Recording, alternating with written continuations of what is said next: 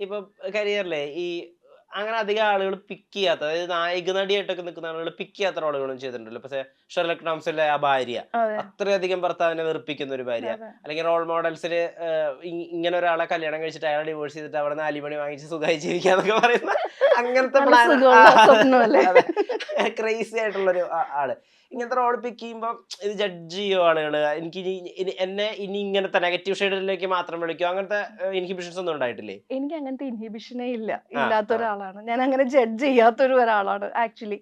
അത് നമ്മള് ഏഹ് സിനിമയായിട്ട് കാണാതെ തന്നെ ഭയങ്കര ഓപ്പൺ ആയിട്ട് കാണാം. നമുക്ക് സിനിമയിലല്ലേ ഇതൊക്കെ ചെയ്യാൻ പറ്റുള്ളൂ. ചെയ്യാൻ പറ്റുന്നത് നമ്മൾ മാക്സിമം ചെയ്യുക എന്നുള്ളതാണ്.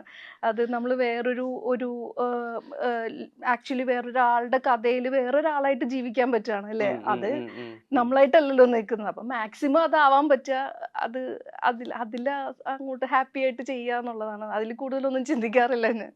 ഇപ്പോഴും ചെയ്യാൻ പറ്റാനുള്ള അവസരങ്ങൾ കിട്ടുക എന്നുള്ളത് മാത്രമാണ്. ആ കൂടുതൽ ആ കൂടുതൽ ആ അവസരങ്ങൾ കിട്ടണം.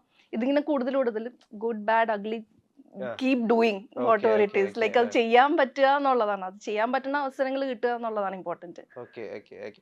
ഇപ്പോഴും ഇപ്പൊ ആരുടെങ്കിലും ഒക്കെ ഒരു മേക്ക് ഓവർ ഫോട്ടോ ഒന്ന് പാളിപ്പോയാലോ, അല്ലെങ്കിൽ മേക്കപ്പ് കൃത്യമായിട്ടല്ല, അവരുടെ സ്കിൻ ടോണിന് മാച്ചിങ് അതെ. അല്ലാതൊക്കെ വന്നു കഴിഞ്ഞിട്ടുണ്ടെങ്കിൽ മേക്കപ്പ് കൂടുതലായോ ചേട്ടാ എന്നുള്ള കമന്റ് വരുമല്ലോ. പിന്നെ അത് കാലാതീതമായിട്ടുള്ള ഡയലോഗായിട്ട് അതെ, മാറിയിരിക്കുന്നത്. അത് അതെ, 14ലാണ് ഇറങ്ങിയിട്ടുണ്ടായിരുന്നത് അതെ, 1983. ഇന്നിപ്പോ 10 വർഷം കഴിഞ്ഞിട്ട് പോയിരിക്കുന്നു ആ അതെ. Dialogue.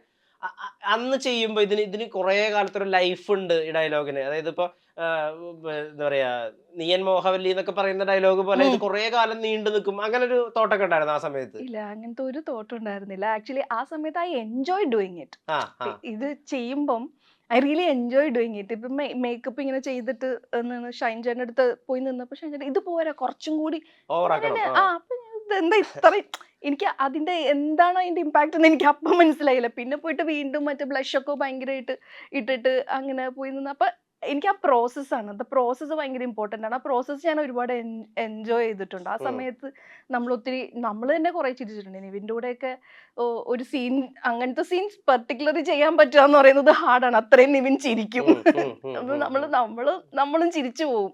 So I enjoy doing it. അതെനിക്ക് ഓർമ്മയുണ്ട്. ഉം, ഉം. ഇതിന്റെ ഇമ്പാക്ട് ഇത്രയും നാൾ ഇന്ന ആൾക്കാര് അതെനിക്കറിയില്ല. പക്ഷെ തിയേറ്ററില് 1983 അതായത് ആ ഇന്റർവെൽ പഞ്ച് അത് ആളുകള് കൈയടിച്ചതാണ് എന്റെ ലൈഫിൽ ഏറ്റവും വലിയ ഹൈ.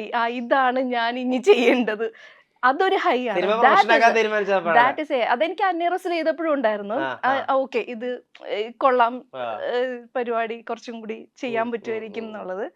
ഏഹ് പക്ഷെ അതിന്റെ ഒരു ഇമ്പാക്ട് മാക്സിമം എനിക്ക് കിട്ടിയത് 1983യുടെ ഉം, ആ ഉം, ഒരു ഉം, ആ ഉം, ഒരു first day first day first show ഉം. 6 മണിക്കത്തെ ഷോയ്ക്കാണ് ഞാൻ പോയത്. അപ്പം ആളുകള് കൈയടിച്ചപ്പം ആ ഇതാണ് ഈ കയ്യടിക്കാണ് നമ്മള് നിക്കുന്നത്. അതൊരു ഭയങ്കര. അതൊന്ന് ഉൾക്കൊള്ളാൻ പറ്റിയ, സച്ചിനെ അറിയാത്തൊരു പെൺകുട്ടി ഉണ്ടാവും. അത് വായിക്കുമ്പോ അത് കൺവിൻസിങ് ആയിരുന്നോ? അല്ല, ഷൈൻ ചേട്ടൻ എൻ്റെ അടുത്ത് പറഞ്ഞായിരുന്നു. അത് ആക്ച്വലി പുള്ളിയുടെ വീടിന്റെ അടുത്തുള്ള പുള്ളിയുടെ ഫ്രണ്ടിന്റെ ലൈഫിൽ അതൊക്കെ കുറച്ച് അവിടുന്ന് ഇവിടുന്നൊക്കെ അങ്ങനത്തെ കുറെ ഇതുണ്ടായിരുന്നു. ഇൻസ്പയർഡ് ആണ്. ആ ഉണ്ടായിരുന്നു. Okay okay okay.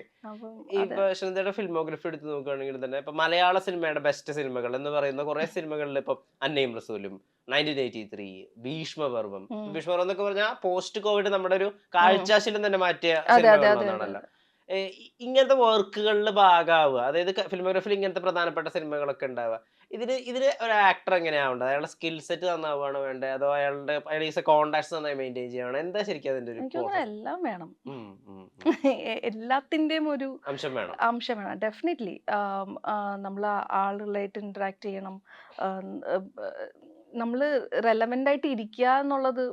അപ്ഡേറ്റഡ് ആയിട്ടിരിക്കുക. അപ്ഡേറ്റ്, അതെ. അത് ഈ പറഞ്ഞ പോലെ ഈ ഈ എല്ലാത്തിന്റെയും ഒരു ചെറിയ ചെറിയ ഉം, ഉം, ഒരു ഉം, ഇത് ഉം. വേണ്ടി വരുമായിരിക്കും. ഇപ്പൊ ഞാൻ ഇതിന്റെ ആടിനെ സംബന്ധിച്ചിടത്തോളം ഏറ്റവും ഇമ്പോർട്ടന്റ് ഏറ്റവും നല്ല ടീമിന്റെ കൂടെ വർക്ക് ചെയ്യാൻ പറ്റുക എന്നുള്ളതാണ്. സർക്കിള് നന്നാവുക. സർക്കിൾ അല്ല, നമ്മൾ ചെയ്യുന്ന സിനിമകൾ ഓക്കെ ഓക്കെ ഓക്കെ. അതൊരു കൊളാബറേറ്റീവ് ആ ഒരു പ്രോസസ്സ് എല്ലാവർക്കും അങ്ങോട്ടും ഇങ്ങോട്ടും അണ്ടർസ്റ്റാൻഡിങ് ആയിട്ട് നന്നായിട്ട് ചെയ്യാൻ പറ്റുക എന്നുള്ളതാണ്. ഉം, ഉം, നല്ല ഉം, ഉം, സിനിമകൾ ഉം. ചെയ്യുക എന്നുള്ളതാണ്. ഇപ്പൊ നമ്മള് ആടിന്റെ കാര്യം സംസാരിക്കുന്ന സമയത്ത് വിജയ് ബാബു എന്നോട് പറഞ്ഞു ഇപ്പൊ ഈ സിനിമ കാണുന്നത് ജെൻസി കുട്ടികളാണ്. അപ്പൊ അവരുടെ തമാശകൾ എന്നൊക്കെ പറഞ്ഞപ്പോ ഇപ്പൊ ഹാഷറിന്റെ ഒക്കെ റീലുകളൊക്കെ കണ്ട് ചിരിക്കുന്ന കുട്ടികളാണ്. അപ്പൊ കോണ്ടെക്സ്റ്റ് ഇല്ലാതെ ചിരി ഉണ്ടാക്കുന്ന ആള്. റീലിന് അങ്ങനെ ഒരു കോണ്ടെക്സ്റ്റ് ഉണ്ടാവില്ലല്ലോ, ഒരു സന്ദർഭം അവിടുത്തെ ചിരി അത്രയല്ലേ ഉള്ളൂ. അതായത് കണ്ടിന്യൂസ് ആയിട്ടുള്ള ചിരിയുടെ ഒരു കണ്ടിന്യൂഷൻ അല്ലല്ലോ അത്. അപ്പൊ അങ്ങനത്തെ ആളുകളുണ്ട്, അല്ലെങ്കിൽ ഇപ്പത്തെ ടേംസ് ഉണ്ട്. അപ്പൊ അതൊക്കെ വെച്ചിട്ടാണ് ഇതിന്റെ സ്ക്രിപ്റ്റിലൊക്കെ പല പോർഷൻസ് വർക്ക് ചെയ്തിട്ടുള്ള. എന്നാൽ വല്ലാതെ ജെൻസി ആയിട്ടില്ല, എല്ലാവർക്കും ഒന്ന് ജനറലി അപ്പീലിംഗ് ആവുന്ന വിധത്തിൽ. അപ്പൊ പെർഫോമേഴ്സ് എന്നുള്ള രീതിയിലും ഇപ്പത്തെ കുട്ടികൾക്ക്, അതായത് അനിയും ഒക്കെ കാണുന്ന കുട്ടികളുടെ മുമ്പിലാണല്ലോ ഇനി കൃഷ്ണന്റെ പെർഫോം ചെയ്യുക ആസ് ആൻ ആക്ടർ. അപ്പൊ എങ്ങനെയാ വാലിഡ് ആവുക, എങ്ങനെയാ സ്വയം അപ്ഡേറ്റഡ് ആയിട്ടിരിക്കുക, ഇതിന് എന്തൊക്കെയാണ് സോഴ്സസ്? സീരീസുകളാണോ കാണുന്നത്, അതോ യങ് ആയിട്ടുള്ള ആളുകളോട് സംസാരിക്കുന്നതാണോ? എല്ലാം ഉണ്ട്. ചുറ്റുമുള്ള കാര്യങ്ങളെ കുറിച്ച് നമ്മൾ ബോധവൽക്കരായിട്ടിരിക്കുക എന്നുള്ളതാണ് നമ്മുടെ ചുറ്റുമുള്ള എല്ലാ കാര്യവും. അതായത് ഈ പറയുന്ന എൻ്റെ ആക്ച്വലി ഇപ്പോൾ ഉള്ള കുറച്ച് ഫ്രണ്ട്സ് ആക്ച്വലി അവര് ഭയങ്കര മെച്ചുവേർഡ് ആണ്. നമ്മൾ തന്നെ അറിയില്ല, കുറച്ച് കഴിയുമ്പോഴേ നമ്മൾ അറിയാം ഇവരൊക്കെ ജെൻസി ആണോ. നമ്മൾ കുറച്ച് അത്രയും ഇയർ ഒരു ഗ്യാപ്പ് ഉണ്ടെങ്കിലും പക്ഷെ ഈ പറയുന്ന ജെൻസി എന്ന് പറയുന്നത് ഭയങ്കര മെച്ചുവേർഡ് ആയിട്ടാണ് അവര് ഒരു ഭയങ്കര പ്രാക്ടിക്കൽ, ഭയങ്കര മെച്ചുവേർഡ്, ഭയങ്കര രസമാണ് അവരുടെ കോൺവെർസേഷൻസും അവരുടെ ലൈഫിലെ പെർസ്പെക്റ്റീവും വ്യൂസും ഒക്കെ. പിന്നെ നല്ല മ്യൂസിക് കേൾക്കുക, നല്ല അതൊക്കെ തന്നെ. സിനിമകൾ പിന്നെ എപ്പോഴും കാണാം, സിനിമകൾ കീപ് വാച്ചിങ്. അതെനിക്ക് ഇപ്പൊ 22FK ഇറങ്ങുന്ന സമയത്ത് അത് മലയാള സിനിമയുടെ തലക്കടിച്ച ഒരു ന്യൂ ജനറേഷൻ സിനിമയാണ്. അതിന്റെ സിനിമയുടെ പ്രതികാരവും അതിലുണ്ടായിരുന്ന മ്യൂസിക്, അവയിലെ മ്യൂസിക്, അതിൽ വന്നിട്ടുണ്ടായിരുന്ന കോസ്റ്റ്യൂംസ്, ഒരു മൈൻഡ് ബെൻഡിങ് സിനിമയായിരുന്നല്ലോ 22FK. അതില് ശ്രദ്ധയുടെ റോളും അതുവരെ അങ്ങനെ എഴുതപ്പെടാത്ത ഒരു റോളൊക്കെ ആയിരുന്നു. അപ്പൊ അങ്ങനത്തെ ഒരു ടീമിന്റെ കൂടെ തുടങ്ങാനായി. അപ്പൊ ഇപ്പോഴും അവരുടെ കൂടെ അത്രയും സൗഹൃദമൊക്കെ ഉണ്ടല്ലോ.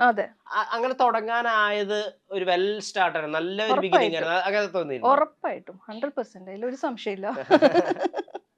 ഉറപ്പായിട്ടും. ഈ ഇപ്പൊ ആടിലേക്ക് വരുന്ന സമയത്ത് ഇപ്പൊ ആട് 2 തേപ്പുകാരി ആണല്ലോ അതിനകത്ത്. തേപ്പുകാരി പട്ടം എന്നൊക്കെ പറഞ്ഞിട്ട് പലപ്പോഴും ട്രോളിലൊക്കെ വന്നിരുന്നല്ലോ. ഈ 3 വരുമ്പോ ഇനി അതിലേക്കുള്ള സാധ്യത എങ്ങനെയാ? അതിനെ മിഥുൻ മാനുവൽ ക്രിയേറ്റീവ് പക്ഷെ ഡിഫറെന്റ് ലെവലോ.